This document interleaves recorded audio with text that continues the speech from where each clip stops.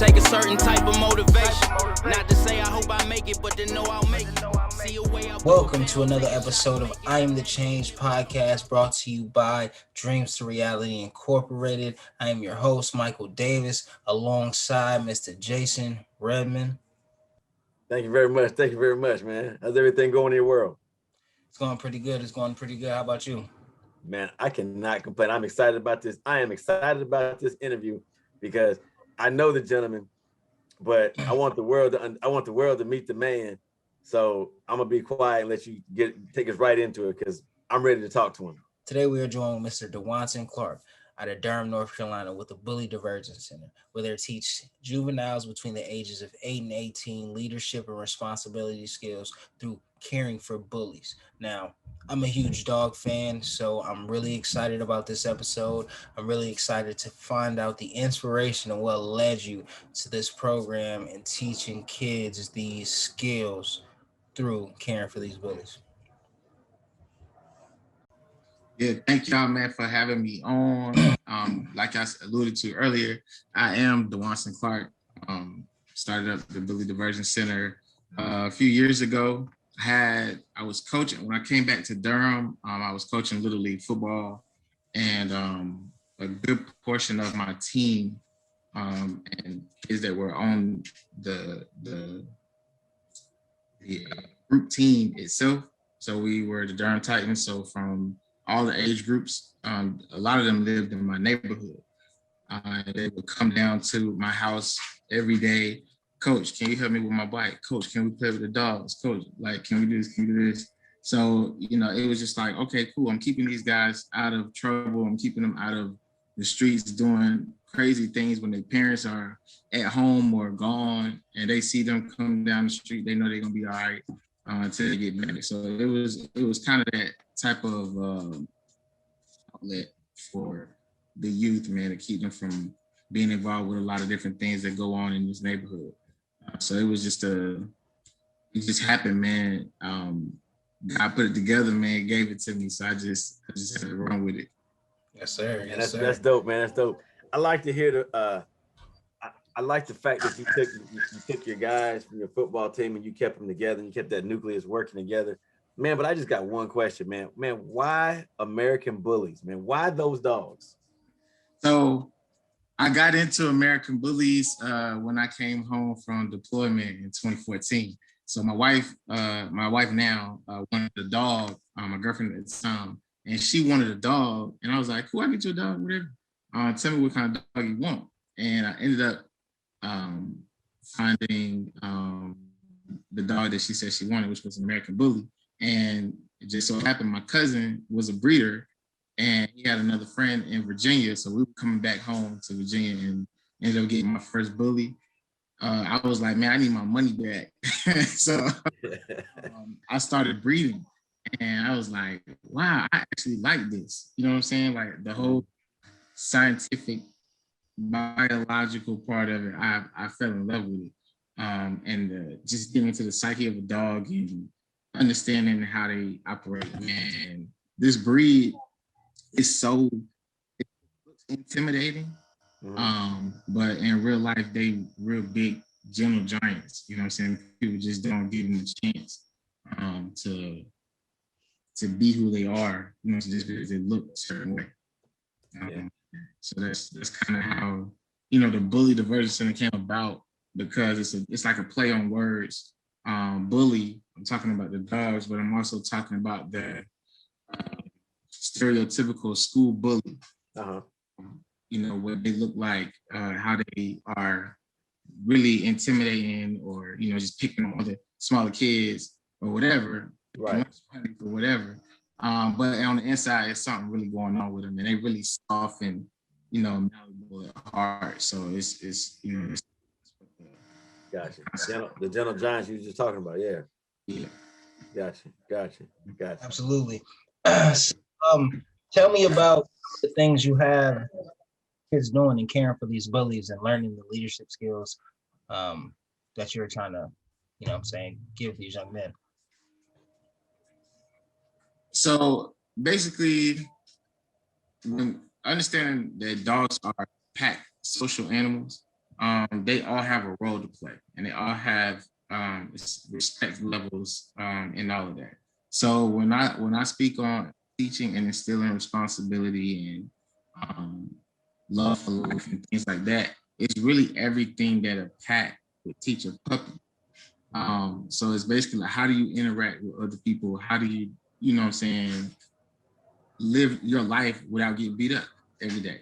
Like, how do you make friends? You know what I mean? How do you get along in other environments with other animals? Like, how do you do that? So I basically have them do things like, you know, they may feed them. So I teach them how to feed them, teach them how to, and it's all training for the dogs anyway. It's all mental stimulation for the dogs, but for the kids, it's doing the same thing. So they are learning how to give a dog a treat.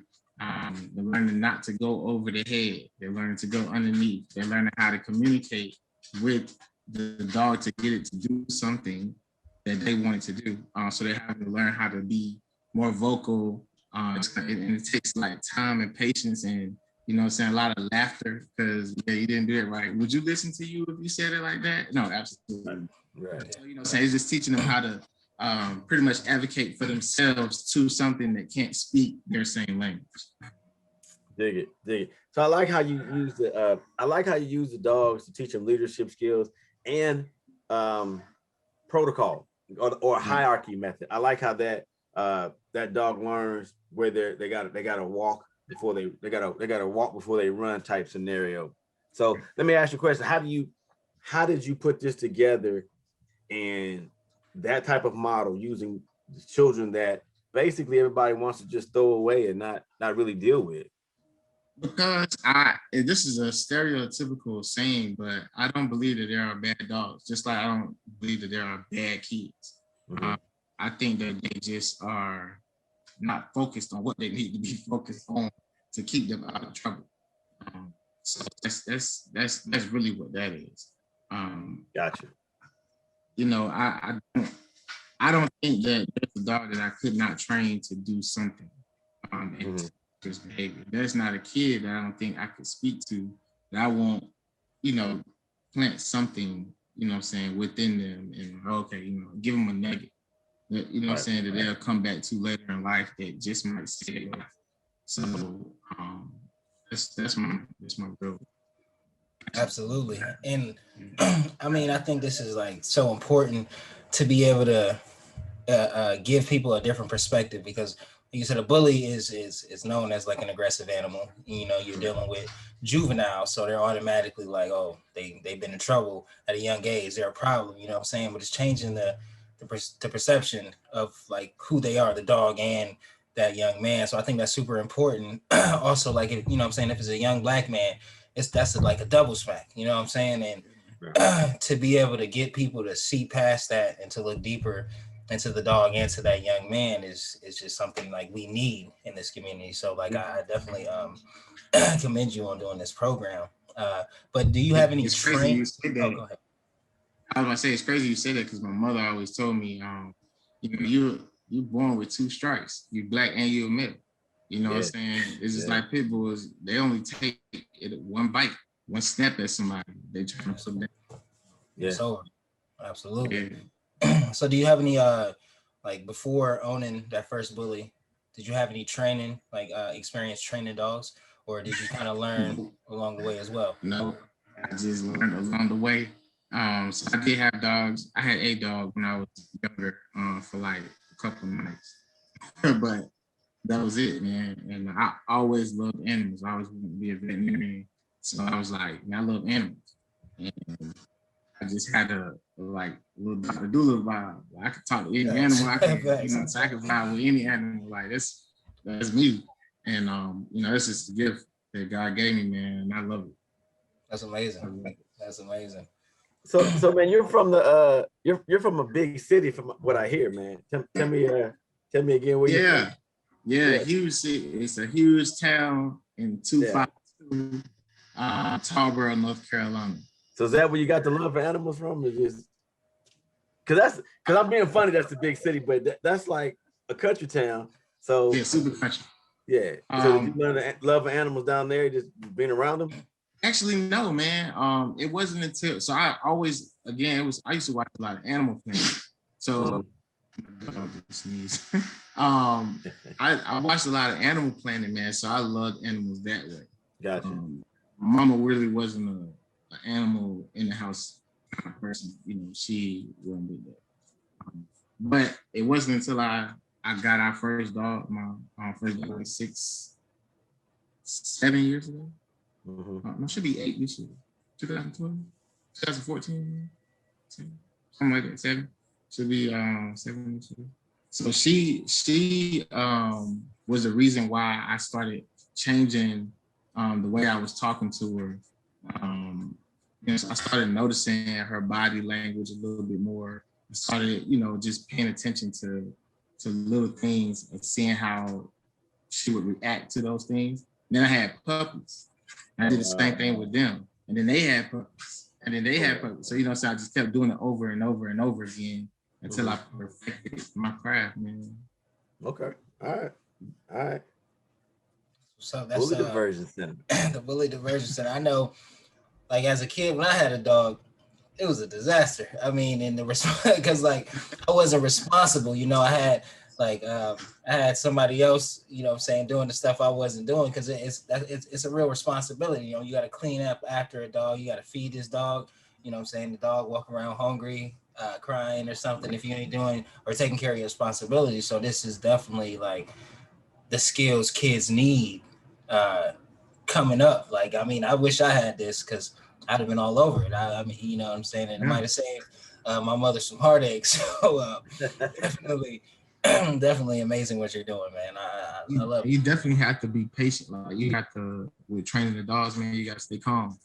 You teach a kid to stay calm and not get flustered by, situations around them. I mean, that's people, period. Even people's dogs that I train now, teaching them to stay calm, because the dog's not going to respond to that. It's just like, you mad at somebody and they could care less. It's like you can yell all you want to, they're not gonna. It doesn't matter. You know what I'm saying? Yeah. So it's just teach them how to just manipulate things. That's it. So so you're saying, so each dog responds differently to commands, correct? Yes. So okay, so you got to learn how to speak to that dog. Just like if somebody was speaking to me and they were hollering and screaming at me, I'm gonna shut it down. I'm not gonna. Our conversation is pretty much over with.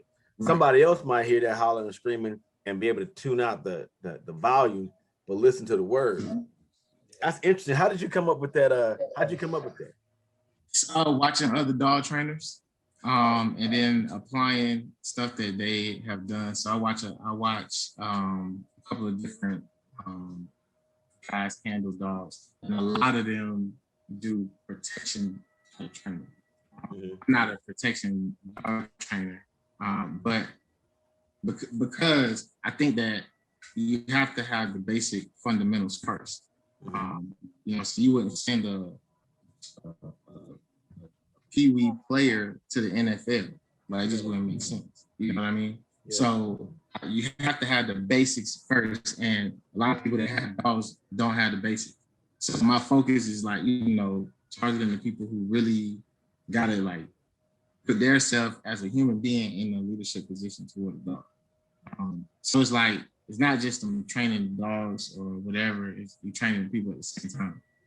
And just having it's crazy, man. It's a lot to it. Just having like you said, with yelling, I think about coaching.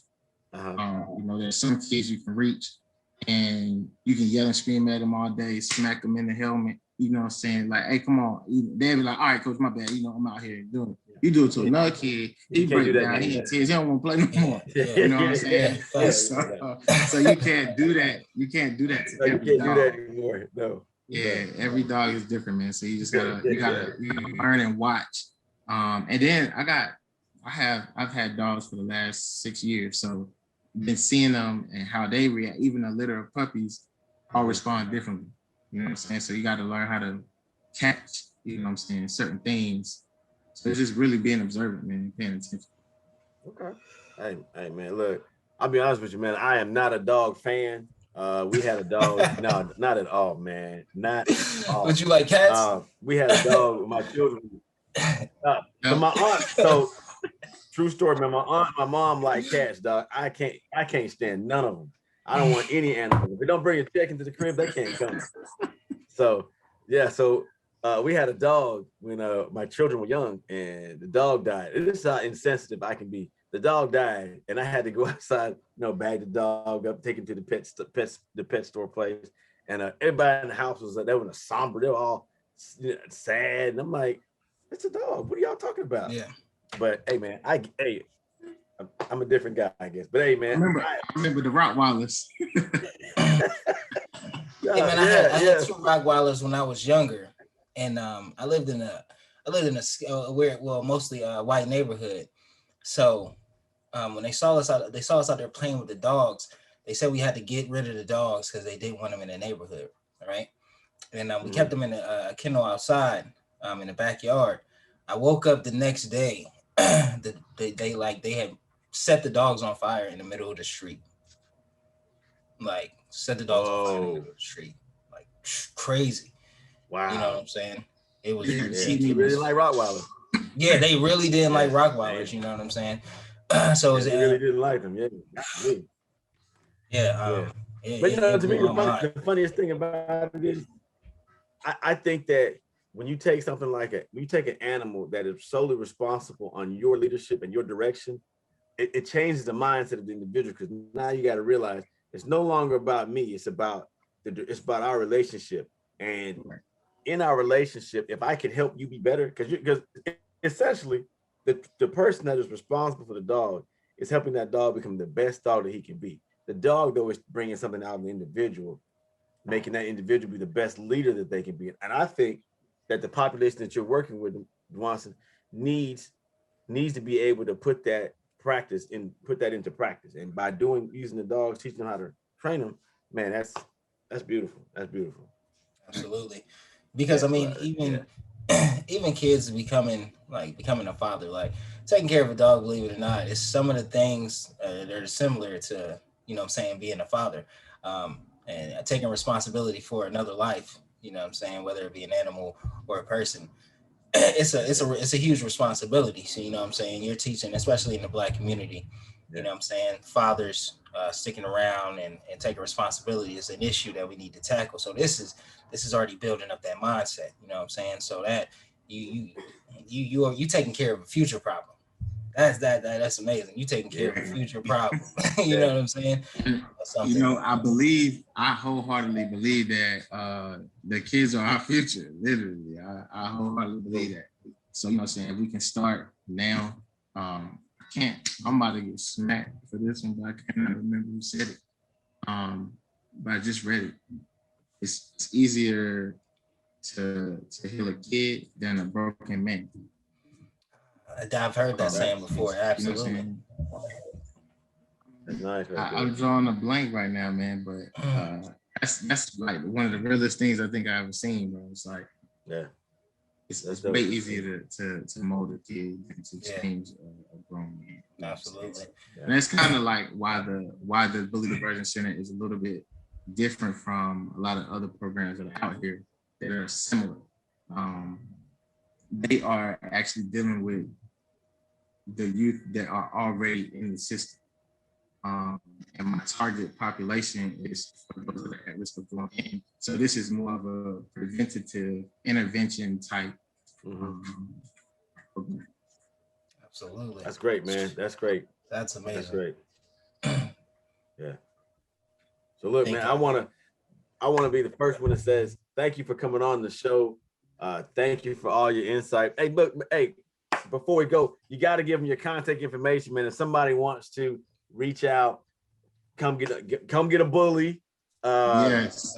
Come get a bully, because I have a litter that's getting ready to drop in the next couple hours or so. Oh wow! So I might have to hit you up because I need a dog. Today on the show. Would have been nice. That'd be crazy. So you can get in contact with me on all social media platforms at DAB Kennel. That's Dab Kennel Direct Effect Bully Kennel. Website www.dabkennel.com. But we can, all of the Bully Diversion things are tied into the kennel program itself. So dig it. Right. Is Well, there man, any look, again, thank you for coming on, man. I really appreciate. I'm sorry to steal your hype, Michael. Go ahead, man. I'm sorry. Oh no, I was just I'm bullying you. My bad. Nah, is there anything any events from the Bully Diversion Center that we can look forward to? Anything you got going on that you want to let the people know? Yes, so we are doing a back to school drive. So the kids are getting ready to go back to school soon. But we postponed it for this little 2-month window, and we're gonna push it to a bigger thing in August. So August will probably be the first time that you'll see the Bully Diversion Center actually within the school system. So, we're finalizing our curriculum and everything like that now to finish up the program to have it rolling for August. So making some final edits. Man, I didn't know it was gonna be this difficult, but it is. It's greatness, man. So let's take some. Absolutely. Yeah, right, Absolutely. right. Hey, man. We wish you all the success on your projects. And man, I don't want a dog, man, but if I know somebody that does, I'll definitely send them your way, man. Yeah. See, we're gonna work on you too, man. You're gonna have one. I guarantee you watching. Hey, we're gonna have to get them right. Yeah, I got you, man. Yeah, Absolutely. no, I don't want a dog. Dwanson, I appreciate you for joining us on this episode, man. It's been amazing learning and hearing about the Bully Diversion Center. Definitely hope to have you on the future episodes so you can update us on the change you've made in the community and everything. Jason, anything you want to say before we head out? Man, I want to thank everybody tuning in. Hey, enjoy your evening.